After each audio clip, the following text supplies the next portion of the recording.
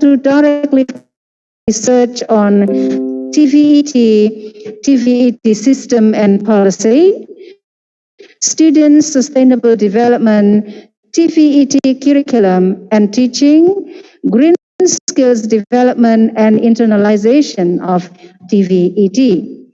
Well, Professor Yu Feng is also a consultant expert of the Chinese Commission of UNESCO. Well, ladies and gentlemen, please join me in welcoming Professor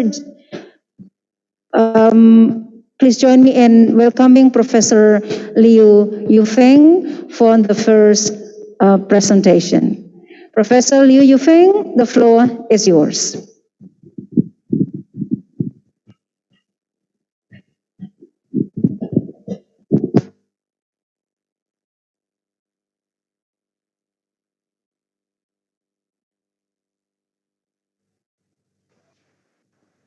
Okay, thanks, distinguished guests. Good afternoon, ladies and gentlemen.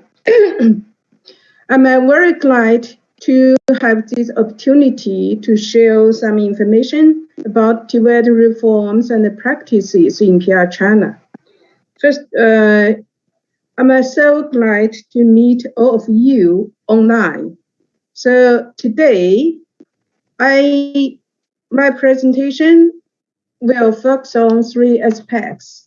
The first one is about TVET system and the current situation in China. Second part is about TVET reform and their practices.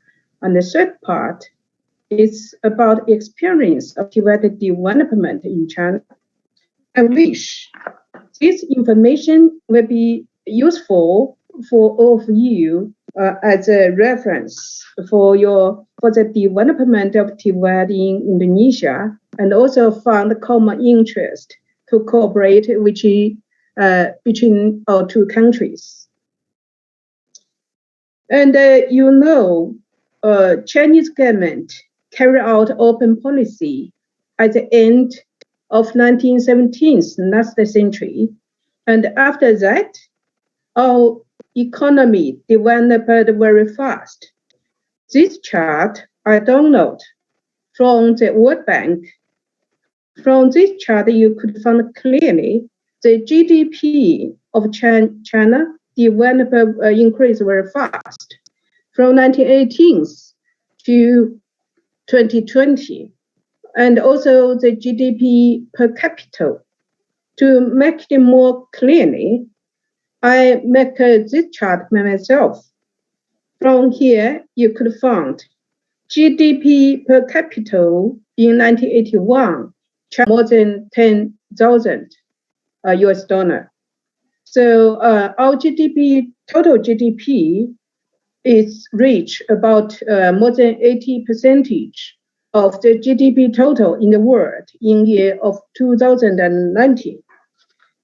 So we know vocational education is one kind of education which has a very close relationship with the economy.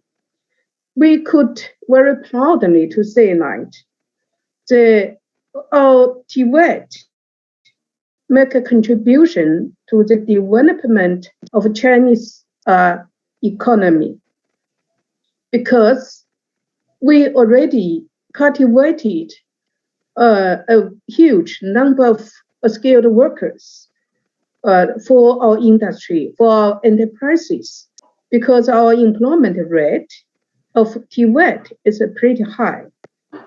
According to statistics, the employment rate of secondary vocational education graduates has remained above 95%, and the employment rate of higher vocational education graduates has remained around 90% of half a year.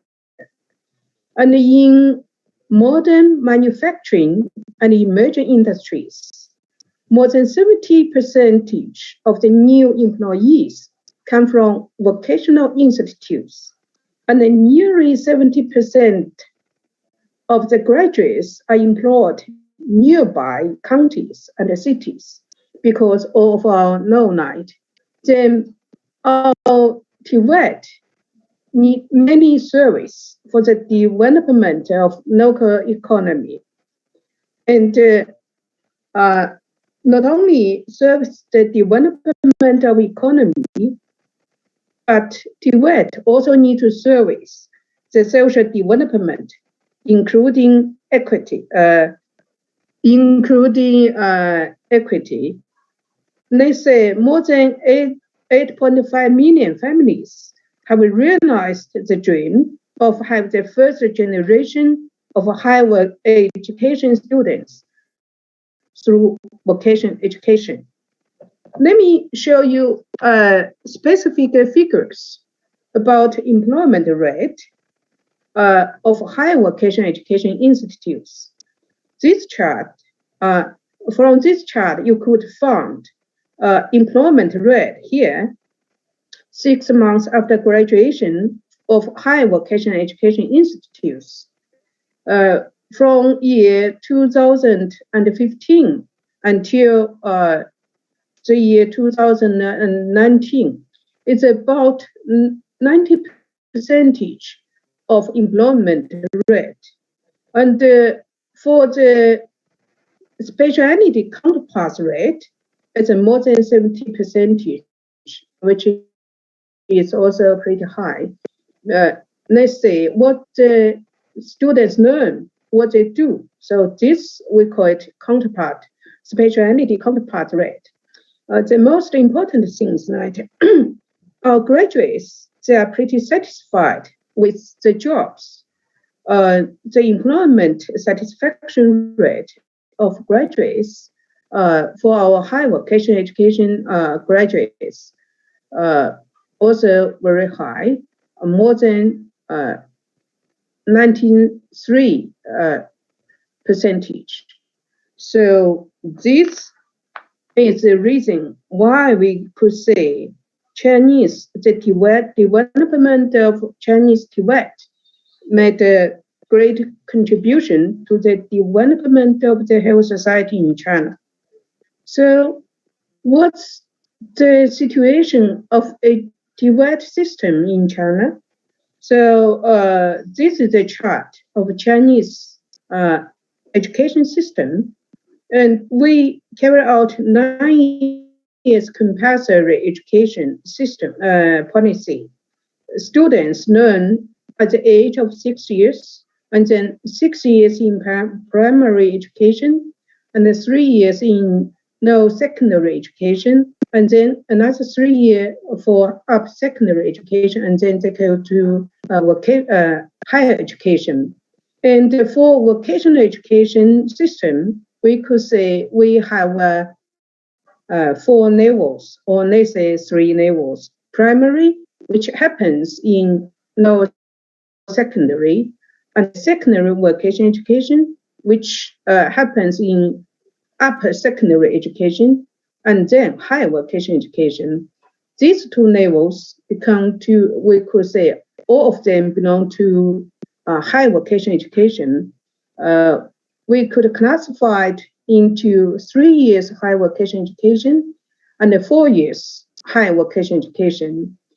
And at the moment, the scales of primary vocational education is very, very small, and also 4 years higher education, higher vocational education also very small. But these both, we say secondary vocational education and 3 years higher vocational education are main part of Chinese vocational education.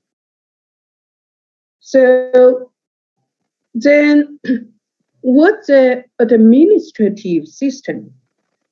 I think maybe a little bit similar to your country, to Indonesia. At a national level, we have an interministerial joint meeting on TVET and the State Council. It means that all of us know vocational education is very complex. We had to coordinate different departments or ministries. So China established this IMJM, which the main responsibility is to coordinate different ministries and to discuss most important events related to vocational education. And then at the national level, we have two important ministries. One is the Ministry of Education, another is the Ministry of Human Resource and Social Security. Inside the Ministry of Education, there is a Department of Vocational Education and Adult Education. Inside this department, there are different divisions, such as Comprehensive Reform Division, Development of Vocational Education Institutes Division, Teaching and Quality Division, Moral Education Division, etc. And at the different levels, provincial level, prefecture level, and county level, they have the similar government departments of education. For Ministry of Human Resource and Social Security, there is the Department of Vocational Capability Building. The main responsibility is in charge of training and also skilled worker schools or technician schools. Inside these departments, they also have different divisions at different levels. Provincial, prefectural, and county level also they have different related departments. And at a national level, we have a research organization, which TVET, which I come from. This is a national research think tank to provide policy consultants for Chinese government to reform and the development of TVET. And also, we already established, we call it the Industrial TVET Teaching Guidance Committee, which come from the industries. They provide help or consultants for the development of TVET. And then what's the current situation of TVET? Just now, Mr. Wang Yongli, the General Secretary of CEIE, mentioned that China has the biggest scale of TVET in the world. Really, this is a facts in China. So for secondary vocational education, we have schools 9,866. And we have a new entrants, more than 6 billion, which account for 42% of the total entrants in senior high school education. And the total enrollments of secondary vocational education is more than 16 million, which account for it's about 40% of the total number of students in senior high school education. So you see, our figures are very, very big. And for higher vocational education, we have, as I mentioned just now, we classify it into two levels. 3-year higher vocational education is the main body of our higher education, which including 1,000